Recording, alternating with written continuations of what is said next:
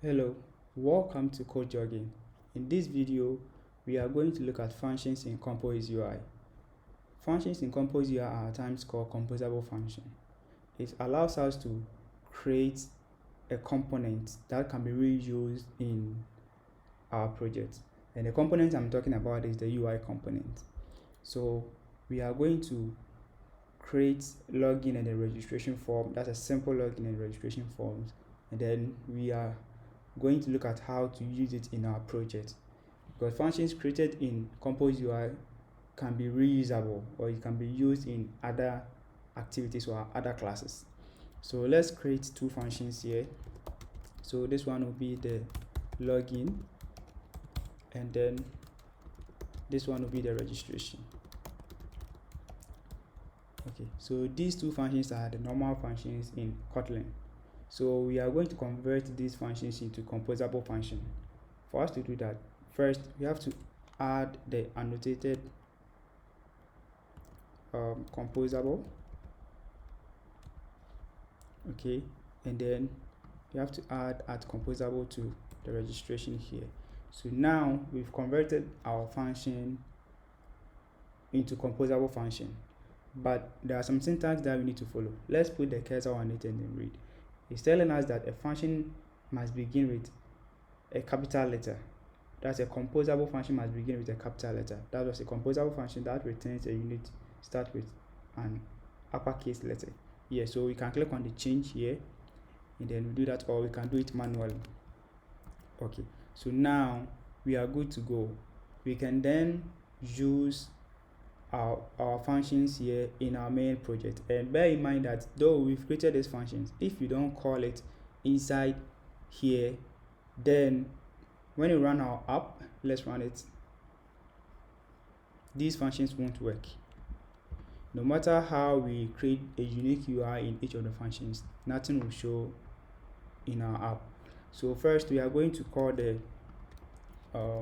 login function, and here it gives us the chance to design our own UI. So we are going to use the column function to achieve that. Okay, so let's create test field. Okay, and then we should call, so this one would var username by remember. You have to use the states remember. Okay, let's import it.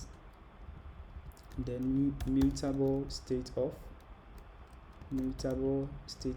this one will be a string. Okay, so let's import the set value. Okay, and then let's import the rest. Okay, so now let's duplicate this code, and this one will be the password. Okay, so we will use the username here, and the change of value will be username. Okay, and this one is in experimental, so we have to opt for the experimental material 3 API. Okay, so now what we can do is to bring a spacer. We want to show a space in between the username and then password. So height can be, let's make it 15 dp. Let's import the dp. Okay, then let's copy and paste this, and then let's change it to password. Here to password. Okay, so with this we've designed our login. So let's add a test to this one, the login. So let's add a star to it. So the star becomes typography. Let's import the typography dot, let's use header large. Okay, so now we've created our simple login. Left with the button, so let's add a button to it. So this one will contain the test. Okay, so let's add login. So this one we log, let's say authentication, so that the name will be different from the button label. Okay, so we are done with our login. Let's change the color to white, because it's going to use the default or the primary color in our project. So let's run it and see the output.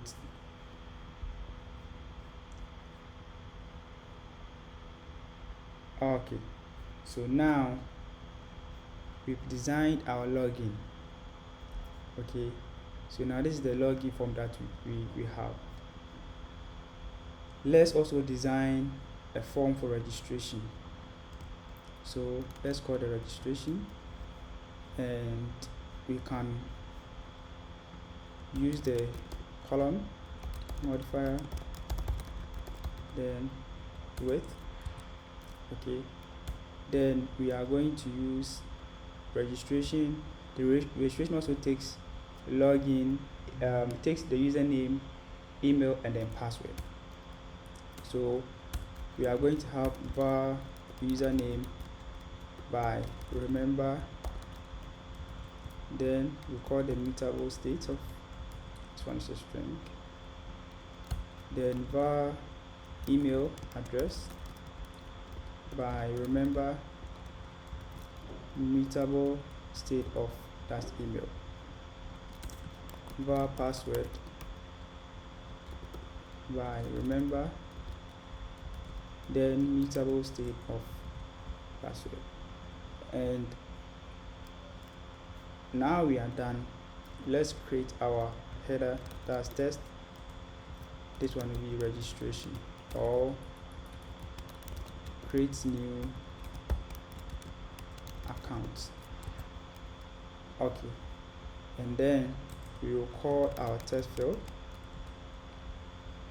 So username, and then call it here, then username equal this username. So we import the opt-in, then we bring the spacer, then modifier dot height, let's give it a height of 15 dp. Then we have test field for the email,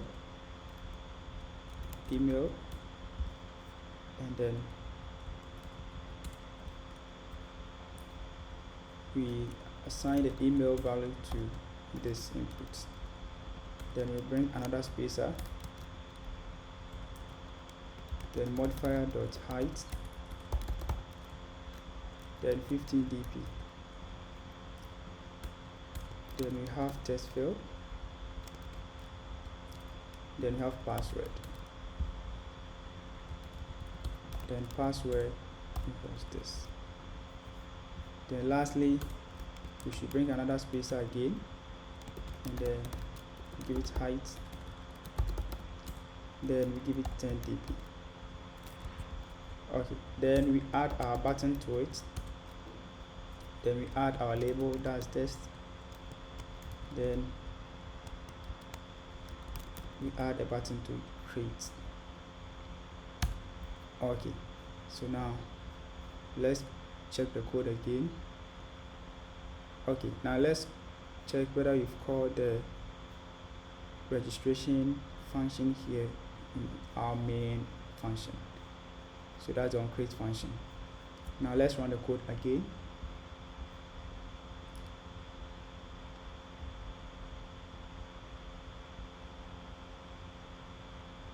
Yes, so for us to know, so let's add label to, let's add label. So let's add label to it. So the label will be test, and then we add username. Okay, this one will be enter password. Okay, then let's add modifier to it.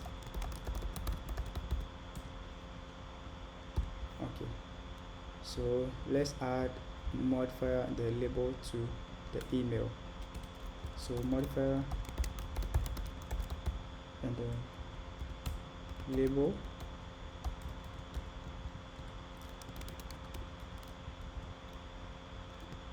email address.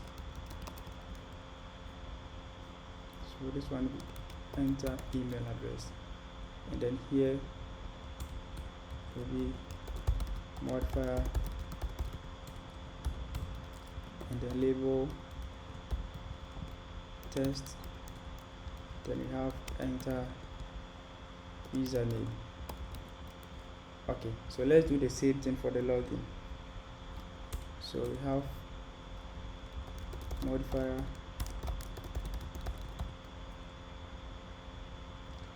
with, and then we have label test, then we have username, and then we will have modifier, and then we have label, we have label test, and then we have password. Okay, so password, we are going to make the visual, let me see the test field. You have to make sure that the visual, because the intelligence wasn't popping up, so the visual is going to be password transformation. Yes, so let's go and do the same thing for this side. So we have the visual transformation. Okay, so now let's run our code and then see the output.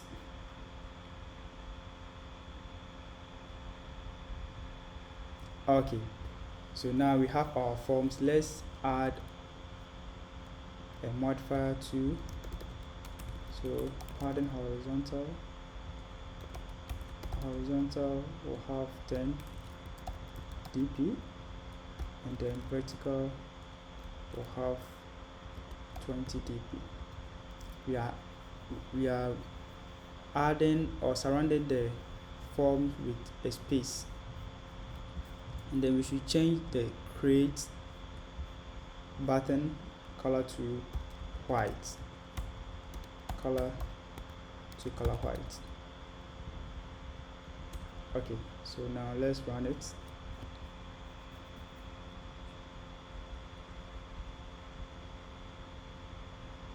Yes, and let's add a spacer model. Okay, this one, let's add height to this, let's make it 15 dp, and then let's add font width to this. Okay, so now let's run it. There we go. So now we've designed our simple registration form. Now what we are going to do is, with the help of function, we were able to create a UI component, okay, for our registration and then our login. So this one has its separate UI component, and then we have a login component here. That's a function. Yeah. So now what we are going to do next is we are going to use the state management to toggle between the login and then the registration. Okay, so what we are going to do here is we are going to call a column modifier, then fill max size, then we are going to have login to. Okay, then we are going to have a test, or yes, let's have a test here. So we are going to have test equal first we are going to show the login. So we are going to show new, create new account. Okay, and then we are going to use modifier to make, okay, so this one, and then test align, I'm going to center it. Okay, then with the modifier we can add an on-click listener to our component. So now we have to have a variable here that will hold the state. So okay, let's make it state by, okay, let's say it's login state by remember, the mutable, that's default is true. So what we are going to do is, if not login, show registration, else show login. Then this side becomes this. So if it's login, so if it's login, or if not login, show login, else show create an account. Okay, so what we are going to do is we are now going to, since we've created our login components and then registration component using functions, we are now going to look at how we can use the two UI components we've created in our main app. So now first, when the person launches the app, we are going to show the login, and we ask the person if they want to create a new account. And when they want to create a new account, then we are going to switch from the login to the registration. So now let's run the code and then see the output.